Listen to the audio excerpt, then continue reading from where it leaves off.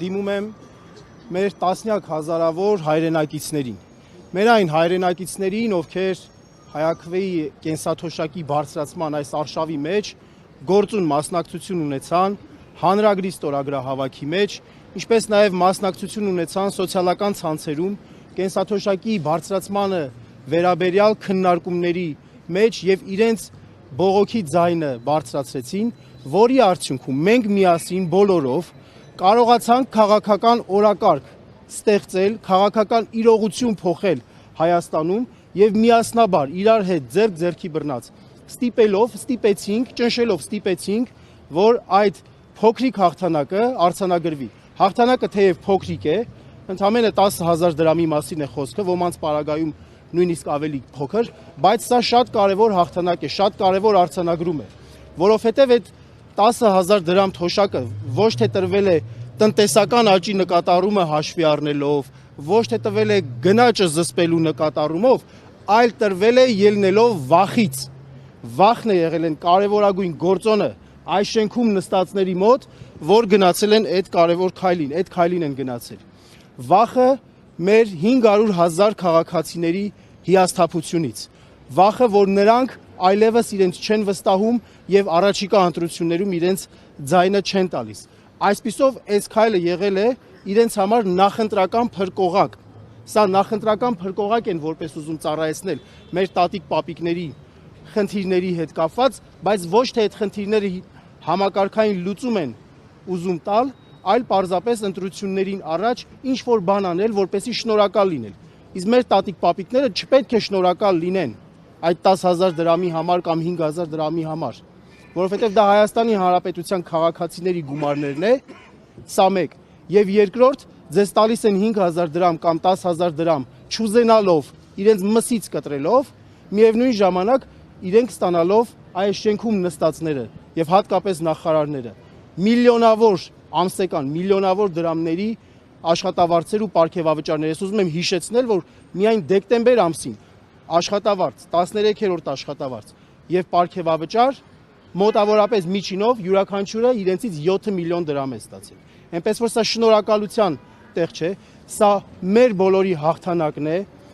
սիրելի քաղաքացիներ, սիրելի հայրենակիցներ, ձեր ստիպողականության, ձեր ճնշման եւ նաեւ մեր աջակցության արդյունքն է եւ նաեւ ուզում եմ շնորհակալություն հայտնել մեր նաեւ ընդդիմադիր բոլոր գործընկերներին, ովքեր որ այս օրակարգին միացան։ Այս օրակարգը մենք մեկնարկեցինք սեպտեմբեր ամսին 2025 թվականի սեպտեմբերի 18-ին ասուլիսով մենք մեկնարկեցինք եւ հայտարարեցինք, որ հանրագրային արշավ ենք սկսում եւ մեր ընդդիմադիր գործընկերները տարբեր միացան, այսինքն սա կարևորագույն օրակարգային հարց դարձավ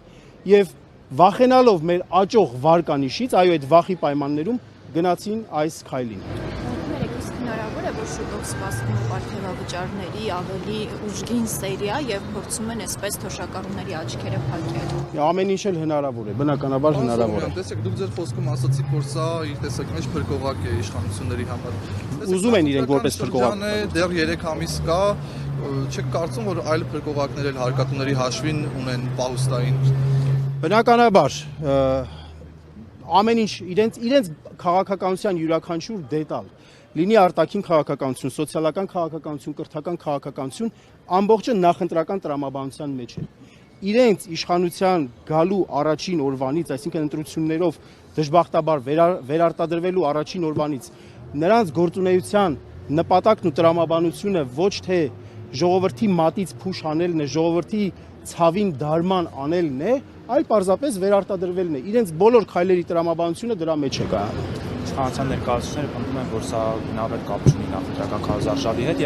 եւ հարց հնչեց այդ դեպքում ինչու հենց ընտրություններից առաջ ասեցին, ինչպես մեր տատիկ պապիկները մայիս ամսին, հունիս ամսին ապրեին, եթե կարող էին օրինակ հուլիսին տալ։ Խոսքը օրինակ էկոնոմիկայի նախարարի մասին։ Մենք պնդում ենք, իրենք ինչ են պնդում, իրենք սուտ են խոսում, սուտը նրանց գործունեության, սուտը եւ կիսաճշմարտությունը նրանց գործունեության հիմնական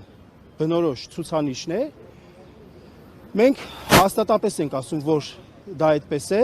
որովհետև եթե իրենք դա բարձրացնելու լինեին, իմ գործընկերներն արդեն նշեցին։ Բյուջեի մեջ վաղուց արդեն պլանավորած կլինեին, նախատեսած կլինեին եւ այն ժամանակ, երբ որ հայաքվեն, երբ որ ժողովուրդը առհասարակ այս հարցը բարձրացնում էր, չէին ասի փող չկա, չէին ասի պոպուլիզմ է, չէին ասի անիմաստ է, ընդառաջ կգնային եւ կանեին այդ որոշումը կընդունեին, բայց չգնացին, չարեցին, իսկ մեր վարկանիշը աճեց, մեր ժողովրդի ճնշումը, մեր քաղաքացիների ճնշումը նրանք չափում են, նրանք տեսնում են, գնահատում են եւ վախենալով, ես նորից եմ ասում, վախից ելնելով, որովհետեւ ոչ լեգիտիմ իշխանության գործունեության հիմքում վախն է։ Նրանք վախենում են եւ վախի պատճառով էլ գնացել են։ Եվ վախեցողին մեր ժողովուրդը չպետք է վստահի։ Վախեցողին պարզապես պետք է առաջիկա ընտրությունները որպես մեխանիզմ օգտագործելով ուղղակի հանենք այս շենքից դուրս գցենք եւ կենսաթոշակների բարելավումը մենք ոչ թե անելու ենք այսպիսի միջոցառումներով, այլ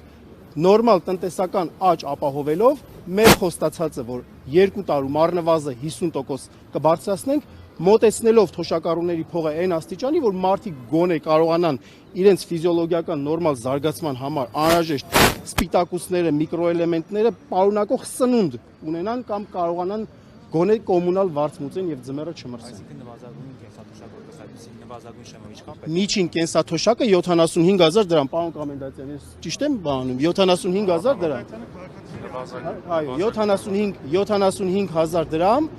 որը որ առողջապահության նախարարության սահմանած նորմերով հավասարվում է պարենային սպառողական նվազագույն զամբյուղի։ Գոնե դա կարողանանք ապահովել։ Որտեղից ինչի հաշվին են այդ գումարները տալու, որովհետև դեռևս 2 տարի առաջ, երբ Փաշինյանին հարց են ուղղել թոշակների բարձրացման մասին, ասել է, որ եթե մենք պարգևավճար չստանանք եւ այդ պարգևավճարը գումարենք իրար, ընդամենը 1000 դրամով կարող ենք բարձրացնել։ Ի վերջո բյուջեն հաստատվել է եւ բյուջեի այդպիսի տող չի եղել, մենք բոլորս գիտենք, որ պիտի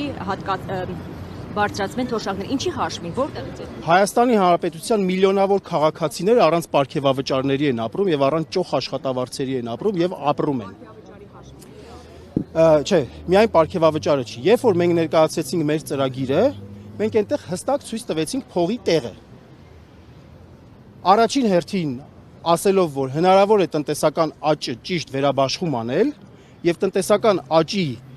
20%-ը բերել եւ դնել այդ ֆոնդին, կենսաթոշակային ֆոնդին, որը որ մոտավորապես գնահատվում է 175 միլիարդ դրամ։ Սա սա առաջին կարևոր աղբյուրը։ Մյուս կարևոր աղբյուրը այն ծախսերը, որոնք կատարվում են իրենց իշխանությունը պահպանելու համար, ռեպրեսիոն համակարգին ուղղված տասնյակ միլիարդավոր դոլարները, ուրեմն տասնյակ միլիարդավոր դրամները, որոնք որ իրենց իշխանության գալու օրվանից աճել են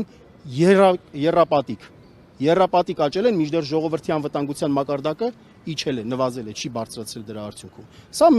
Սա երկրորդ կարևոր ոլորտը։ Երրորդ կարևոր ոլորտը, որ կառավարության պահուստային ֆոնդը իրականում վերածվել է վարչապետի գրպանի փողի,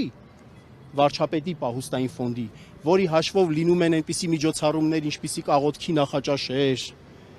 հեծանվավազքեր, վարչապետի գավաթներ եւ տարբեր այլ միջոցառումներ, որոնք ուղղված են քաղաքական իշխանության վերարտադրությանը։ Այդպիսի գումարներն ենք մենք ասում, կրճատում ենք, վերաբաշխում ենք եւ ուղղում ենք ոչ միայն սոցիալական հարցերի բարելավմանը, կենսաթոշակառուների թոշակների բարձրացման, այլ նաեւ շատ այլ կարևոր, շատ մյուս կարևոր խնդիրների լուծման, ինչպիսիք են օրինակ, ասենք, գիտության բյուջեի բարձրացումը եւ այլն։